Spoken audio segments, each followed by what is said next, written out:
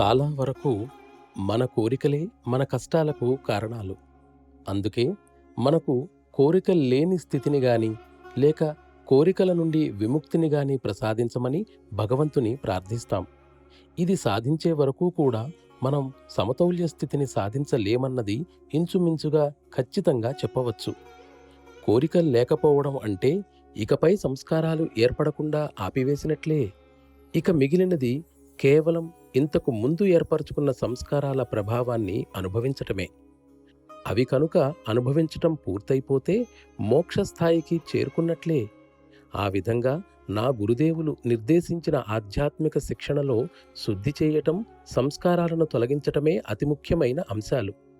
ఆ ప్రకారంగానే సాధ్యమైనంత త్వరలో మీలో సామరస్యం, ప్రశాంతత నెలకొల్పడానికి నా సాయశక్తులా మీ సేవలో ఉండే ప్రయత్నం చేస్తున్నాను.